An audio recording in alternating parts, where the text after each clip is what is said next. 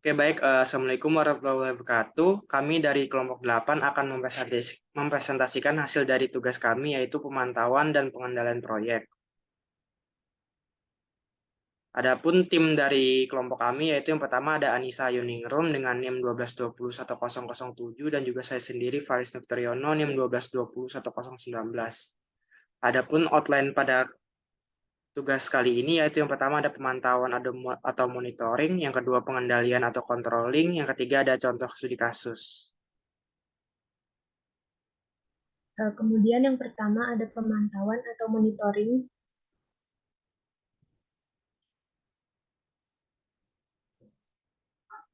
Pemantauan atau monitoring ini merupakan kegiatan mengamati atau meninjau kembali secara terus-menerus atau berkala yang dilakukan oleh pengelola proyek di setiap tingkatan pelaksanaan kegiatan untuk memastikan bahwa pengadaan dan penggunaan input, jadwal kerja, hasil yang ditargetkan, dan tindakan lainnya yang diperlukan berjalan sesuai rencana. Mungkin bisa di next. Adapun tujuan dari pemantauan pada proyek ini adalah yang pertama, mengkaji apakah kegiatan-kegiatan yang dilaksanakan telah sesuai dengan rencana. Yang kedua, mengidentifikasi masalah yang timbul agar langsung dapat diatasi. Yang ketiga, melakukan penilaian. Yang keempat, mengetahui kaitan antara kegiatan dengan tujuan untuk memperoleh ukuran kemajuan. Kemudian yang terakhir, ada menyesuaikan kegiatan dengan lingkungan yang berubah tanpa menyimpang dari tujuan. Kemudian ada manfaat pemantauan, di sini terbagi menjadi dua. Yang pertama ada bagi pihak penanggung jawab program. Yang pertama, salah satu fungsi manajemen yaitu pengendalian sebagai bentuk pertanggungjawaban kinerja untuk meyakinkan pihak-pihak yang berkepentingan membantu penentuan langkah-langkah yang berkaitan dengan kegiatan proyek selanjutnya dan sebagai dasar untuk melakukan evaluasi selanjutnya. Kemudian ada juga bagi pihak pengelola proyek, itu ada manfaatnya ada tiga. Yang pertama, membantu untuk mempersiapkan laporan dalam waktu yang singkat. Yang kedua, mengetahui kekurangan-kekurangan yang perlu diperbaiki dan menjaga kinerja yang sudah baik. Kemudian yang terakhir ada sebagai dasar informasi yang penting untuk melakukan evaluasi proyek. Di sini ada tipe dan jenis monitoring terbagi menjadi tiga, yaitu aspek masukan atau input, yang kedua aspek proses atau aktivitas, dan yang terakhir ada aspek keluaran atau output. Mungkin bisa di next.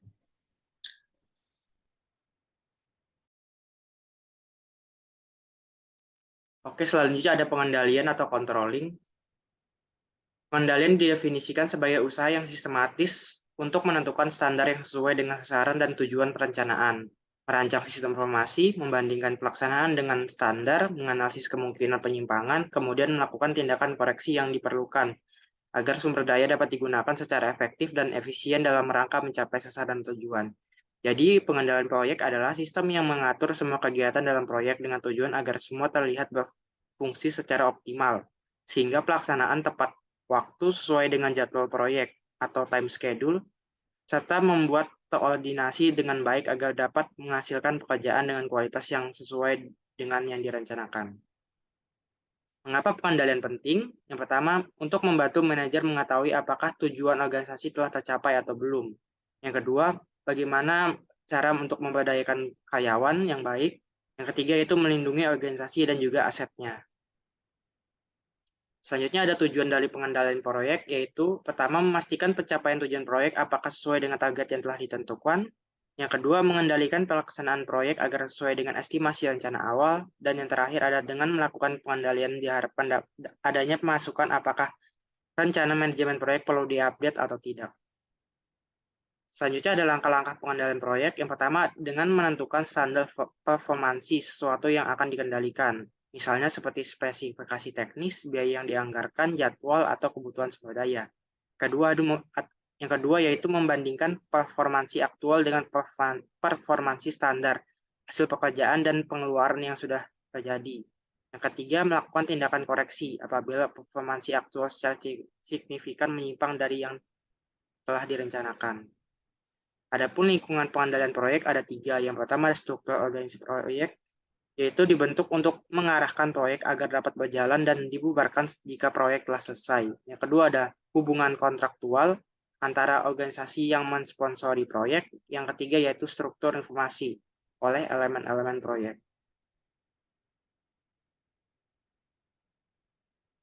Selanjutnya, yang ketiga ada contoh studi kasus. Mungkin bisa next. Di sini contoh studi kasus yang pertama adalah monitoring proyek dengan metode Monte Carlo pada durasi pekerjaan studi kasusnya proyek pembangunan Gedung Bank Muamalat Indonesia Cabang Malang.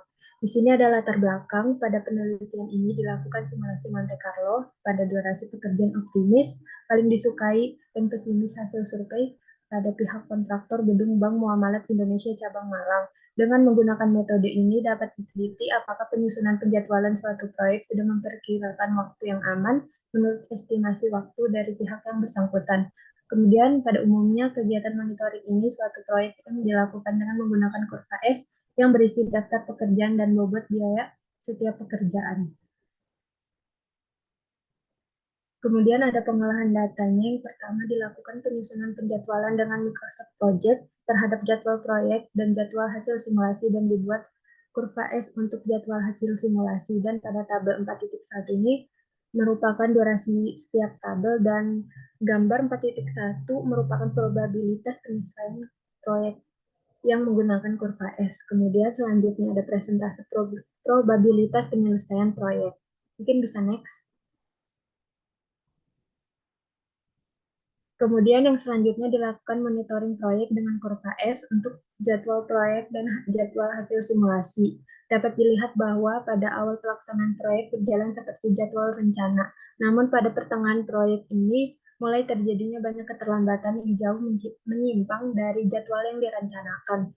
Sedangkan dari grafik di atas, pada gambar 4.4 dapat dilihat bahwa pelaksanaan proyek sejak awal pelaksanaan mengalami percepatan sebelum akhirnya pada pertengahan proyek mengalami keterlambatan. Next. Kemudian yang selanjutnya yang ketiga membuat jadwal kurva S yang berdasar pada bobot durasi. Dari gambar di samping perbandingan jadwal proyek dan jadwal hasil simulasi berdasarkan bobot durasi waktu terlihat tidak terjadi perbedaan yang mencolok dan terlihat berhimpitan kecuali pada masa akhir proyek yang terjadi perbedaan yang cukup terlihat. Selain itu juga perbedaan durasi total untuk masing-masing jadwal di mana jadwal proyek dengan bobot durasi selama 32 minggu dan jadwal simulasi dengan bobot durasi selama 36 minggu. Kemudian yang keempat ini ada tracking pelaksanaan proyek. Setelah dilakukan tracking terhadap penjadwalan Microsoft Project untuk jadwal proyek dan jadwal hasil simulasi dengan memasukkan persen komplit, progres mingguan pelaksanaan proyek kemudian dilakukan update project dan diulangi untuk setiap minggunya. Kemudian yang terakhir ini ada kesimpulan. Yang pertama, penjadwalan pada proyek pembangunan gedung Bank Muamalat memiliki probabilitas pelaksanaan yang kecil berdasarkan simulasi Monte Carlo yaitu di bawah 30%. Kemudian kesimpulan yang kedua adalah hasil penjadwalan dengan metode Monte Carlo pada proyek pembangunan gedung Bank Muamalat didapatkan durasi pekerjaan yang berada antara durasi paling disukai dan durasi pesimis dengan probabilitas sekitar 75%. Yang ketiga, hasil monitoring dengan kurva S terhadap jadwal rencana proyek dan jadwal hasil simulasi sama-sama mengalami keterlambatan. Kemudian yang terakhir ada monitoring dengan tracking terhadap jadwal proyek berdasar pada durasi setiap pekerjaan, sehingga dapat diketahui keterlambatan yang terjadi dan pengaruhnya terhadap durasi total proyek apabila yang mengalami keterlambatan adalah pekerjaan kritis. Dan sedangkan monitoring dengan kurva S pada umumnya berdasar pada bobot biaya pekerjaan, sehingga tidak bisa mengetahui pengaruh keterlambatan ataupun percepatan pelaksanaan pekerjaan terhadap durasi total proyek. Next. Selanjutnya ada studi kasus, yaitu usulan pengendalian proyek pembangunan gedung kantor Education Center Samarinda, Kalimantan Timur. Studi kasus di PT Nusantara Citra. PT Nusantara Citra adalah perusahaan yang bergerak dalam bidang jasa konsultasi teknik dan manajemen yang berdomisili di Bandung. Salah satu proyek yang sedang dikerjakan adalah proyek pembangunan Education Center Samarinda, Kalimantan Timur. Proyek ini terdiri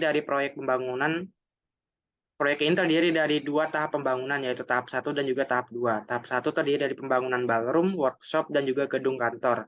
Setelah itu dilanjutkan dengan pembangunan tahap 2, yaitu terdiri dari pembangunan gedung laboratorium dan kelas, gedung masjid, gedung PAUD, gedung kantin, dan gedung perpustakaan. Proyek tersebut saat ini sedang mencapai akhir dari pembangunan tahap 1, yaitu pembangunan gedung kantor. Agar pembangunan Education Center Samarinda Kalimantan Timur tahap 2 dapat berjalan sesuai rencana dan tidak ditemukan masalah serupa, untuk itu dilakukan evaluasi performansi proyek pada gedung kantor yang telah selesai dikerjakan pada pembangunan Education Center Samarinda Kalimantan Timur tahap 1. Evaluasi performansi proyek yang dilakukan menggunakan dua metode, yaitu analisis varians dan juga konsep nilai hasil. Selanjutnya ada analisis performansi biaya proyek. Terdapat perbedaan hasil perhitungan performansi biaya proyek yang disebabkan oleh adanya perbedaan konsep yang diterapkan. Pada metode analisis varians, hasil yang diperoleh merupakan perbandingan langsung antara perencanaan dengan hasil pelaksanaan yang berupa nilai selisih, sehingga tidak mengungkapkan kinerja kegiatan yang dilakukan. Oleh karena itu digunakan metode konsep nilai hasil yang mengintegrasikan aspek biaya dengan jadwal, yaitu dengan memperhitungkan besarnya biaya yang menurut anggaran sesuai dengan pekerjaan yang telah diselesaikan atau BCWP, yaitu Budgeted Cost of Work Performed. Dengan perhitungan ini, dapat diketahui hubungan antara apa yang sesungguhnya telah dicapai secara fisik terhadap jumlah anggaran yang telah dikeluarkan. Berdasarkan hasil perhitungan performansi biaya proyek dengan mengintegrasikan aspek biaya dan jadwal, indeks kinerja biaya menunjukkan bahwa pekerjaan dilakukan pada setiap minggunya tidak efisien, dikarenakan penyimpangan biaya sebenarnya terjadi pada minggu 1 sampai dengan minggu 24 atau sepanjang waktu pelaksanaan proyek. Selanjutnya ada analisis performansi jadwal proyek. Berdasarkan hasil performansi jadwal proyek, nilai varians jadwal kumulatif dan nilai varians jadwal terpadu kumulatif untuk proyek pembangunan gedung kantor Education Center Samarinda Kalimantan Timur menunjukkan penyimpangan jadwal pada minggu 1 sampai dengan minggu 19, serta minggu ke-21 sampai dengan minggu ke-23. Namun indeks kinerja jadwal pada minggu ke-24 yang bernilai 1 menunjukkan bahwa pekerjaan pada akhir periode proyek dilaksanakan dengan efisien, meskipun pada minggu-minggu sebelumnya terjadi keterlambatan. Pekerjaan terlambat yang berada di jalur kritis tidak menambah waktu akhir penyelesaian proyek, karena pekerjaan selanjutnya masih dapat dikerjakan secara bersamaan atau overlapping. Pada saat pelaksanaan kondisi pekerjaan yang mengalami overlapping dapat dikerjakan tanpa harus menunggu pekerjaan sebelumnya selesai. Begitu pula untuk pekerjaan terlambat yang masih berada di dalam kelonggaran total atau KT. Juga tidak dipengaruhi waktu akhir penyelesaian proyek. Oleh karena itu, pada pelaksanaan proyek diselesaikan sesuai rencana, yaitu dalam waktu 24 minggu. Selanjutnya ada kesimpulan, hasil perhitungan performansi biaya proyek dengan mengaitkan aspek biaya dan jadwal menunjukkan bahwa penyimpangan biaya terjadi sepanjang kurun waktu penyelesaian proyek, yaitu 24 minggu. Indeks kinerja biaya menunjukkan bahwa pekerjaan yang dilakukan pada setiap minggunya tidak efisien. Kedua, hasil perhitungan performansi jadwal proyek menunjukkan bahwa adanya keterlambatan beberapa pekerjaan pada sebagian besar kurun waktu penyelesaian proyek. Indeks kinerja jadwal menunjukkan bahwa pekerjaan yang dilakukan adalah efisiensi karena proyek dapat diselesaikan sesuai dengan jadwal rencana, meskipun pada beberapa periode sebelumnya telah terjadi keterlambatan. Yang ketiga, masalah penyimpangan yang terjadi pada aspek biaya dan jadwal antara lain disebabkan oleh kenaikan harga material, keterlambatan datangnya material, cuaca buruk, penambahan jumlah tenaga kerja, adanya ketambahan waktu dan biaya dalam penggunaan alat berat, pemadatan tanah, dan volume ruangan tanah, serta koordinasi yang kurang baik dengan pihak terkait di lapangan. Oke, mungkin segitu saja dari kelompok kami. Mohon maaf jika ada kesalahan dalam pengucapan. Kurang lebihnya mohon maaf. Assalamualaikum warahmatullahi wabarakatuh.